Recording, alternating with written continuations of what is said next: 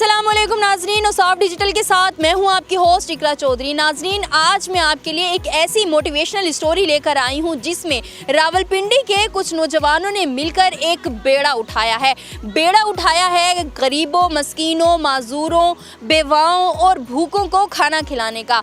ये नेक काम वो कैसे सरअंजाम दे रही हैं, आइए चलते हैं और जानते हैं।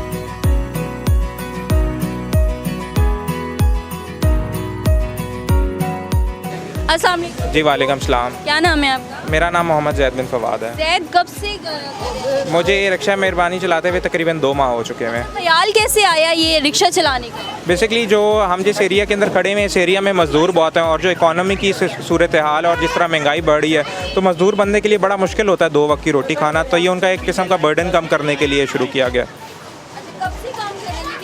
ये तकरीबन इस NGO को 4 साल हो चुके हैं। 4 साल से हम लोगों की वेलफेयर के लिए काम कर रहे हैं। रिक्शा चलाते हुए तकरीबन 2 माह हो चुके हैं। बेसिकली हर एक टीम सक्सेस है। ये एक NGO जो है, बिल्कुल हर टीम मेंबर ने बहुत अच्छा काम किया। 8 बंदे हैं मेरे साथ और हर बंदा अपनी ड्यूटी बड़े तरीके और बड़ी सलीके से निभा रहा है। Everyone is committed to their job. और इसके अंदर वाइस प्रेसिडेंट अलग है, सेक्रेटरी, प्रेस सेक्रेटरी अलग है। हर डिपार्टमेंट का अलग बंदा जो अपनी ड्यूटीज़ निभा रहा है।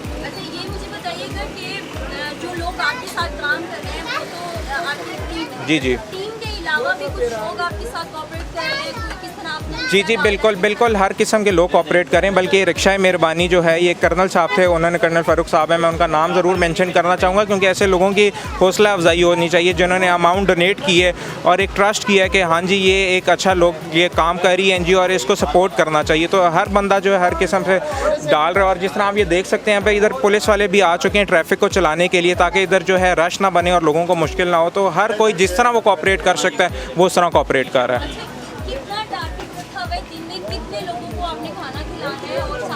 तकरीबन हमारा टारगेट होता है 250 पीपल का, लेकिन अराउंड 250 से 300 बंदा जो है खाना खा के जाता है हमारे पास रोज़ शहर के साथ मुख्तलिफ जगहों के ऊपर। जी ये डेली बेसिस के ऊपर काम होता है और इस 7 डेज़ अ वीक चलता है। देखें, ये काम करते हुए 4 साल हो चुके हैं और अब ये चीज़ मेरी रूटीन का हिस्सा बन चुकी हुई है। तो अब इतना मुश्किल नहीं लगता मुझे अपनी रूटीन से टाइम निकालना। और हर बंदे की एक स्पेसिफिक जॉब है वो जो कर रहा है। तो जब एक team work effort put in करती है तो इतना फील नहीं होता कि बर्डन है या नहीं है। जी पार्ट टाइम यूनिवर्सिटी से अक्सर जब हम सुबह नाश्ता डिस्ट्रीब्यूट करते हैं तो सुबह यूनिवर्सिटी जाने से पहले नाश्ता डिस्ट्रीब्यूट होता है और जो खाने का टाइम होता है लंच का, तो फिर हम यूनिवर्सिटी से वापस आके जो है खाना डिस्ट्रीब्यूट करते हैं।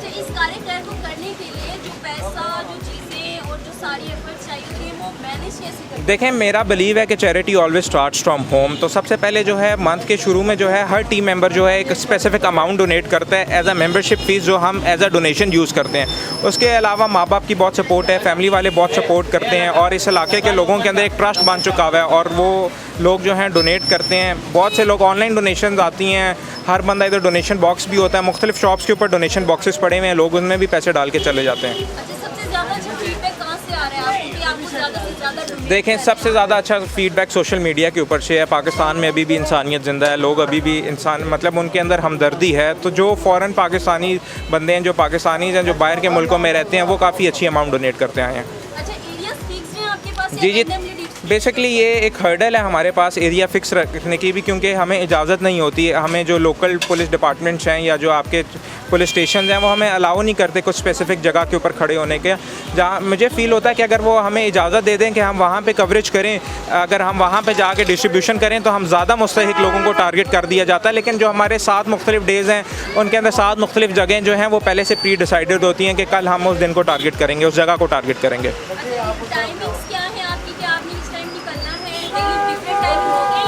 नहीं, एक ही टाइम होता है। तकरीबन हम 3 बजे जो है ये डिस्ट्रीब्यूशन स्टार्ट करते हैं रोज़।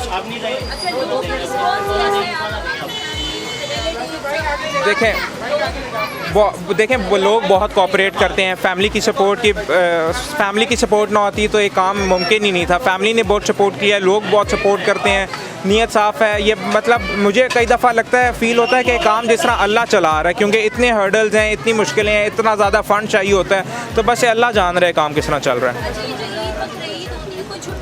नहीं, हम कोई छुट्टी नहीं करते। जी डेली बेसिस के ऊपर।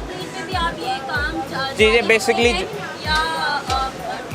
देखें जैसे भी कोई मजहबी त्यौहार आता है हम उस मजहबी त्यौहार में ढल जाते हैं। जिस तरह ईद आती है तो हम ये जो ऑर्फनेज हाउसेज़ हैं वहाँ पे जाके बच्चों के लिए गुडी बैग्स डिस्ट्रीब्यूट करते हैं। बकरा ईद आती है तो हम गोश्त वगैरह बांटते हैं, बाकायदा कुर्बानी की जाती है मुस्तहिक लोगों के लिए।